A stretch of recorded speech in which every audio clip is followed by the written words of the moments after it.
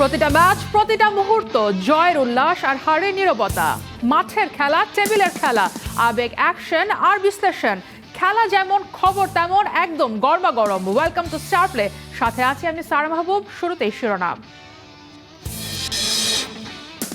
বেতন না পেয়ে অনূর্ধ্ব 20 দলের ক্যাম্প ছেড়ে ঢাকায় জেরার্ড জোন্স। একের পর এক পোস্টে অভিযোগ, ব্রিটিশ কোচের আচরণে অসন্তুষ্ট বাফুফে। জোন্সকে কারণ দর্শানোর চিঠি দিবে বাফুফে। ফেডারেশনের দাবি, সময় মতো বেতন পরিশোধ করা হয়েছে। নিরাপত্তা নিয়েও প্রশ্ন তুলেছেন ব্রিটিশ কোচ। এবারই প্রথম নয়, কোচদের বেতন নিয়ে আগেও সমালোচিত হয়েছে বাফুফে। ঘরোয়া ফুটবলেও রয়েছে একই সংস্কৃতি। ডারউইনে একদিন বিশ্রাম শেষে টাইগারদের অনুশীলন। লিটন তাইজুলকে নিয়ে স্বস্তির খবর। লামেরো বিচে অ্যালেক্স তাসকিনের খুনসুটি। ভারত সিরিজ নিয়ে শঙ্কার মেঘ এখনো কাটেনি। ক্রীড়া প্রতিমন্ত্রী বলছেন, চেষ্টা চালিয়ে যাচ্ছে বাংলাদেশ সরকার। এশিয়া কাপ আয়োজন নিয়েও শঙ্কা।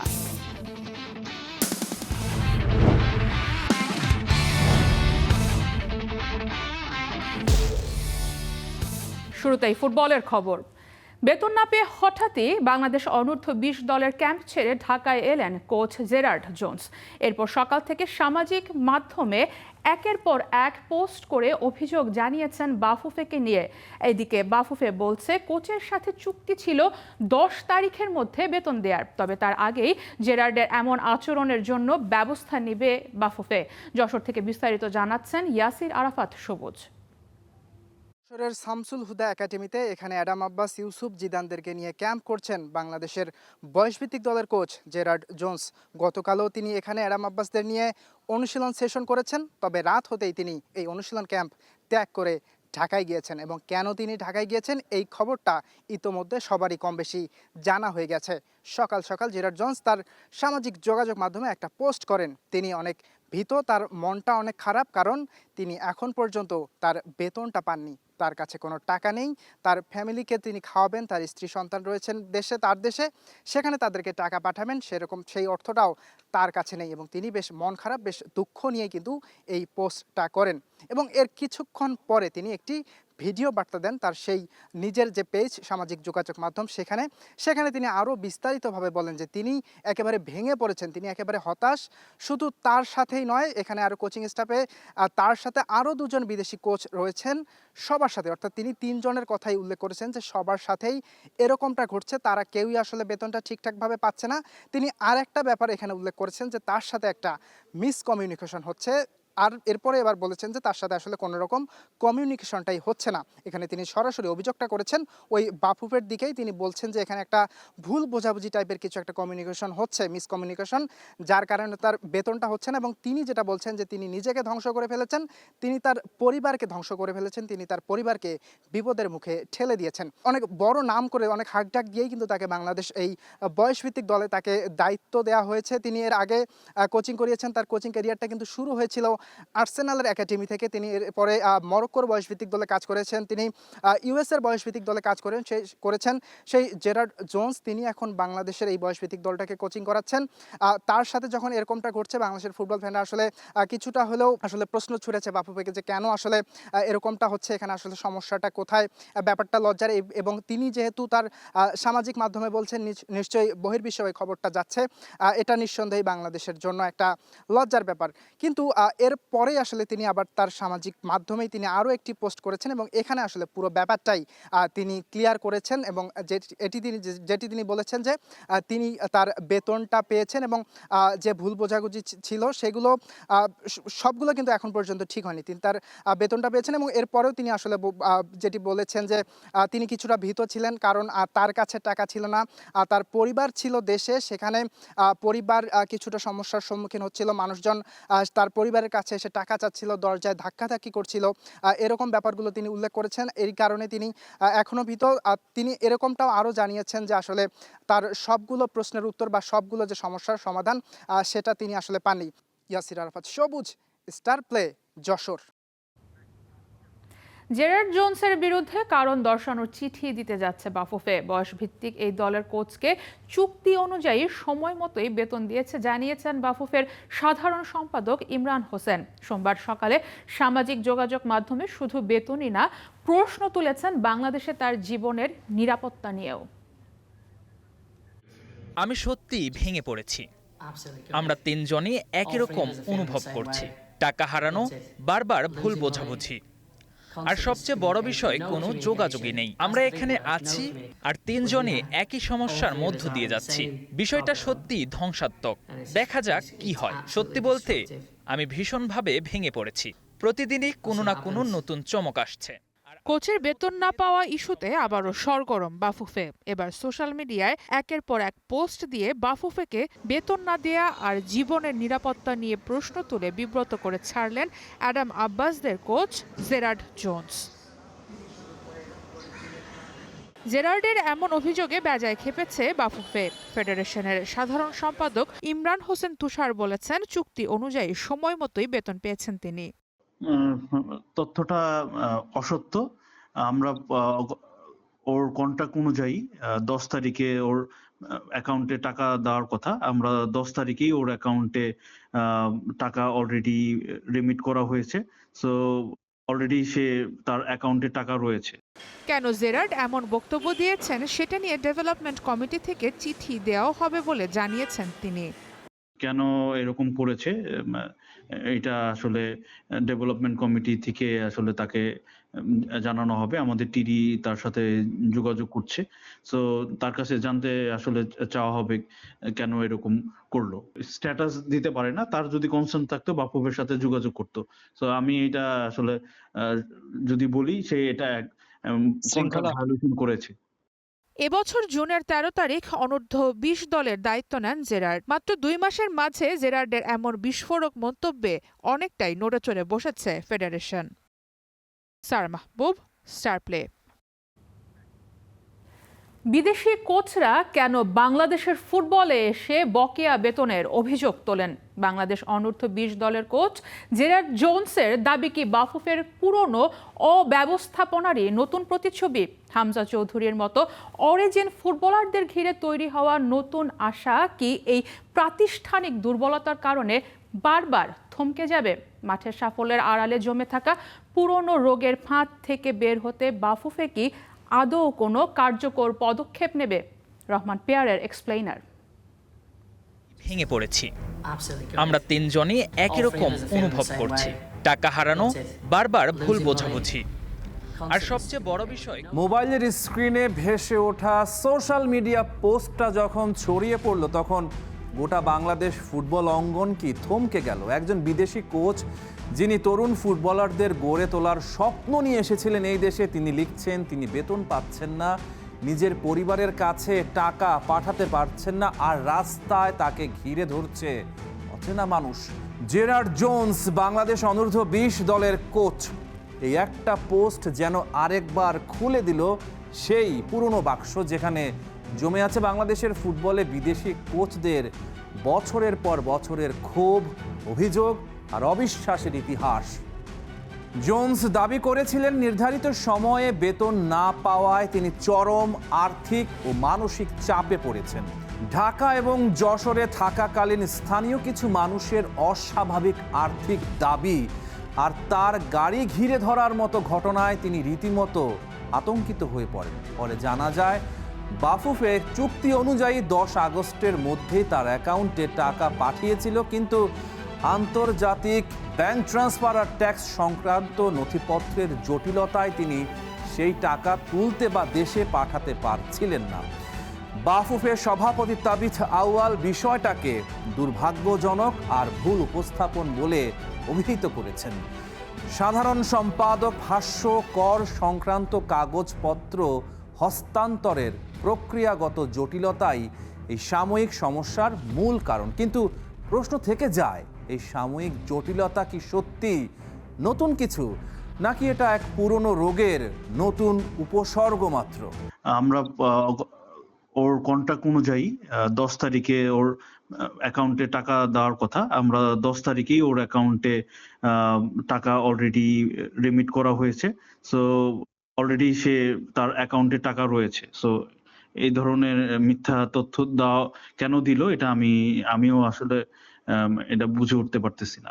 এমন ঘটনা এই প্রথম নয়। এই মুহূর্তটা যতটা অস্বস্তিকর, ইতিহাস ঘাঁটলে দেখা যায় ঠিক এমন গল্প আগেও লেখা হয়েছে বাংলাদেশের ফুটবলে। শুধু চরিত্র বদলেছে, স্ক্রিপ্ট বদলায়নি।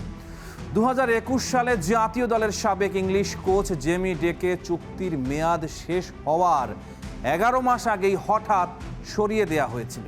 বকেয়া বেতন না মেটানোয় তিনি সরাসরি ফিফার দ্বারস্থ হন। 2022 সালে ফিফা বাফুফেকে নির্দেশ দেয় পুরো পাওনা মিটিয়ে দিতে, আর নির্দিষ্ট সময়ে তা না দেয়ায় বাফুফে ফিফার ডেভেলপমেন্ট ফান্ড হারানোর ঝুঁকিতেও পড়ে যায়। শেষমেশ ব্যাংক থেকে ঋণ নিয়ে সেই দায় মেটাতে হয়েছিল।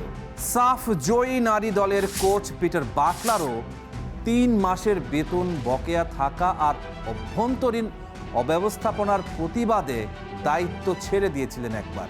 ক্লাব ফুটবলেও একই ছায়া। জাতীয় দল ছাপিয়ে এই সংকট ঘরোয়া ক্লাব ফুটবলেও গভীরভাবে প্রথিত। মোহামেডান স্পোর্টিং ক্লাবের সাবেক নাইজেরিয়ান কোচ এমেকা ইজিওগোর বেতন দীর্ঘদিন বকেয়া রাখার পর তিনি ফিফার ডিসপিউট রেজুলেশন চেম্বারে অভিযোগ করেছিলেন। ফিফার বারবার নির্দেশ সত্ত্বেও ক্লাব টাকা না মেটানোর শাস্তি হিসেবে মোহামেডানের 3 পয়েন্ট কেটে নেওয়া হয়। একই ভাগ্য বরণ করে Sheikh Russel Krira Chakra. Serbian coach Miroslav সাভানোভিচের পাওনা না মেটানোয় তাদেরও লিগ টেবিল থেকে 3 পয়েন্ট কাটা যায়। রোমানিয়ান কোচ ভ্যালেরিও তিতা বসুন্ধরা কিংস থেকে বরখাস্ত হওয়ার পর 3 মাসের বেতন, বোনাস আর বিমান টিকিটের টাকা না পেয়ে ফিফায় অভিযোগ করেছিলেন। তার সঙ্গে ছিলেন তিউনিশিয়ার ফিটনেস ট্রেনার খলিল চাকরুনো। আর প্রশাসনিক পর্যায়ে সবচেয়ে বড় ধাক্কাটা আসে 2023 সালে, যখন ফিফা বাফুফের তৎকালীন সাধারণ সম্পাদক আবু নাইম সোহাগকে 2 বছরের জন্য নিষিদ্ধ করে। তদন্তে বেরিয়ে আসে কোচ ও ফুটবল উন্নয়নের জন্য বরাদ্দ ফিফার তহবিল ব্যবহারে জাল নথিপত্র দেখানো হয়েছিল। 2020 সালের দিকে নিয়ম লঙ্ঘনের কারণে ফিফা ও এফসি যৌথভাবে বাফুফেকে প্রায় 37 লাখ টাকা জরিমানাও করেছিল। এই বিতর্ক এমন এক সময়ে সামনে এলো যখন প্রবাসী তথা অরিজিন ফুটবলারদের হাত ধরে বাংলাদেশ ফুটবল বিশ্ব দরবারে নতুন পরিচিতি পাচ্ছে। হামজা চৌধুরীর মতো নামগুলো যখন বাংলাদেশের জার্সিতে বিশ্বাসযোগ্যতা তৈরি করছে, ঠিক তখনই কোচদের বেতন জটিলতার এই পুরনো ছবিটা আবার সামনে চলে আসা এক অস্বস্তিকর বৈপরীত্য তৈরি করে।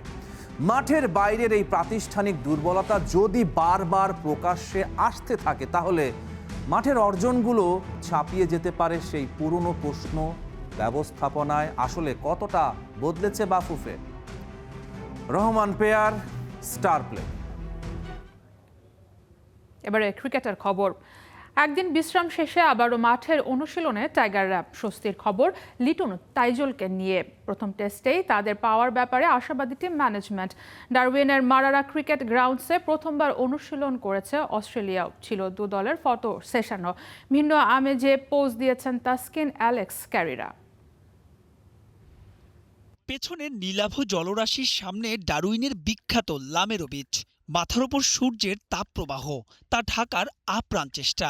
তবে অস্ট্রেলিয়ার সৌন্দর্য ভুলিয়ে দেবে ক্লান্তি। তার উপর হাতে যদি থাকে সুস্বাদু আম, তবে তো সোনায় সোহাগা। বলের মতোই তা স্পিন করে দেখালেন টাইগার পেসার তাসকিন।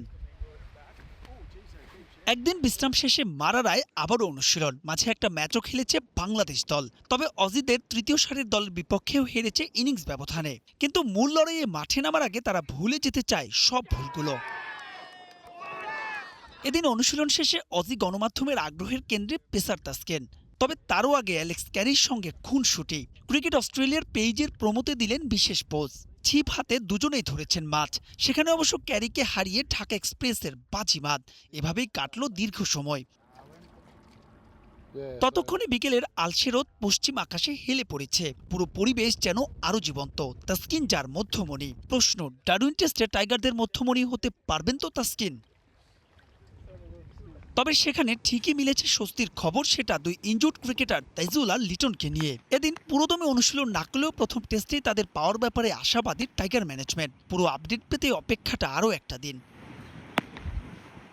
এদিন মারারায় প্রথমবার মতো অনুশীলন করেছে ক্রিকেট অস্ট্রেলিয়াও। তবে প্রথম দিন বলেই ঐচ্ছিক অনুশীলন ছিলেন পেসারদের সবাই, চোখ রাঙাচ্ছেন স্টার্ক, হ্যাজেলউড, বোল্যান্ডরা। 13ই আগস্ট মূল লড়াইয়ে মাঠে নামার আগে এই ডিএক্সি অ্যারেনায় আরও দুটো সেশন অনুশীলনের সুযোগ পাবে দুই দল। বৃহস্পতিবার 2 ম্যাচ সিরিজের প্রথম টেস্ট।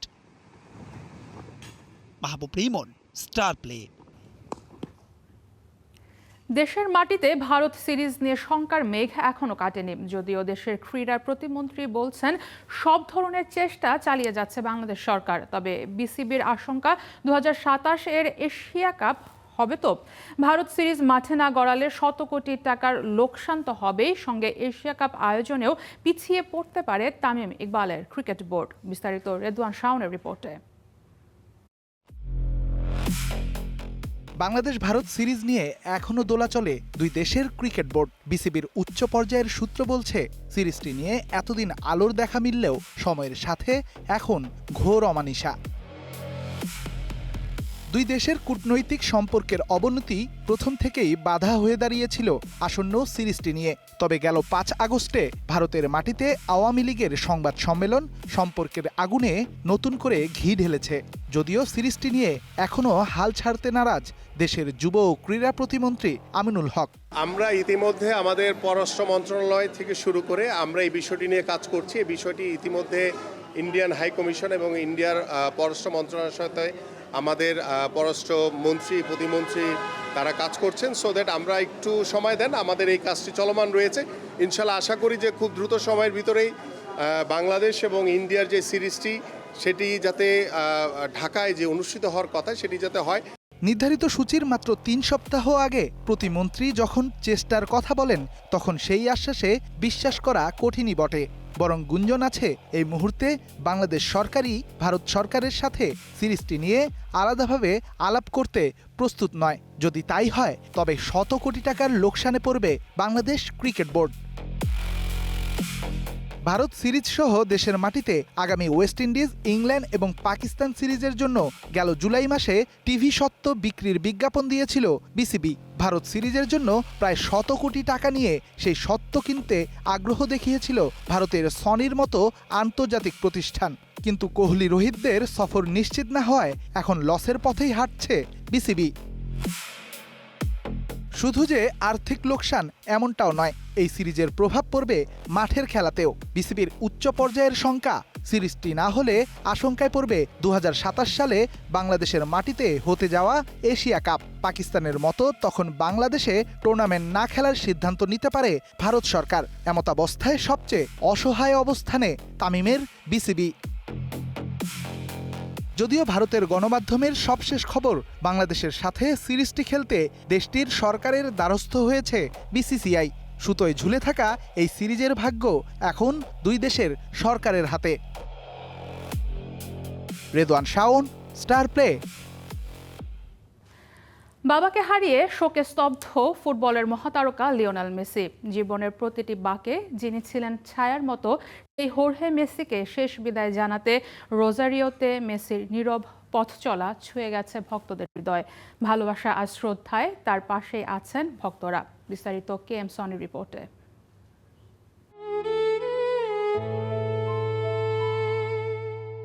আজ থেকে আমি বড্ড একা, নেই বাবা নামক ছায়া।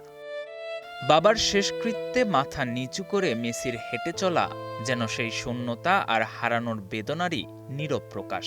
মেসির মলিন মুখখানায় বলে দিচ্ছে হারানোর ব্যথা কতটা গভীর।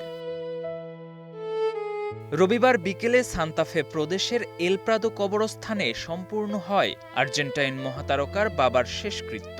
নিচ্ছিদ্র নিরাপত্তা আর গভীর গোপনীয়তার আবরণে কেবল আপনজনদের নিয়ে হয় আনুষ্ঠানিকতা। কিছু সময়ের জন্য পুরো সমাধি চত্বরই বন্ধ করে দেয়া হয় সাধারণ দর্শনার্থীদের জন্য। তবে এমন সময় কি প্রিয় তারকাকে একা ছাড়তে পারে ভক্তরা? না। তাই মেসিকে সাহস জোগাতে ভক্তরা ঠিকই বেছে নেন ভিন্ন পন্থা। কবরস্থানের দেয়ালে দেয়ালে প্ল্যাকার্ড ঝুলিয়ে দেন আবেগঘন বার্তা। কেউ লিখেন, ভালো থাকো লিও, আমরা তোমাকে ভালোবাসি। কেউ বা পরিবারের প্রতি জানান সমবেদনা। এর আগে ৭ আগস্ট বাবার মৃত্যুর খবর পেয়েই ব্যক্তিগত বিমানে পরিবার নিয়ে রোজারিওতে ছুটে আসেন মেসি। যে মানুষটা জীবনের প্রতিটা বাঁকে পাশে ছিলেন, সব সাফল্যের গল্প যার সঙ্গে সবার আগে শেয়ার করতেন এলেমটেন, তাকে হারিয়ে শোকে স্তব্ধ হয়ে পড়েন খুদে জাদুকর। মেসির ফুটবল যাত্রায় বাবা হোর্হে মেসির অবদান অনেক। মাত্র ১৩ বছর বয়সে বার্সেলোনায় যাওয়ার পথে গুরুত্বপূর্ণ ভূমিকা রাখেন হোর্হে। স্পেনে গিয়েও ক্যারিয়ারের প্রতিটি গুরুত্বপূর্ণ সিদ্ধান্তে পাশে ছিলেন। দীর্ঘদিন ছেলের এজেন্ট হিসেবেও দায়িত্ব পালন করেছেন তিনি। মেসির সাফল্যের গল্পে তাই বাবার অবদান চিরকাল অমলিন।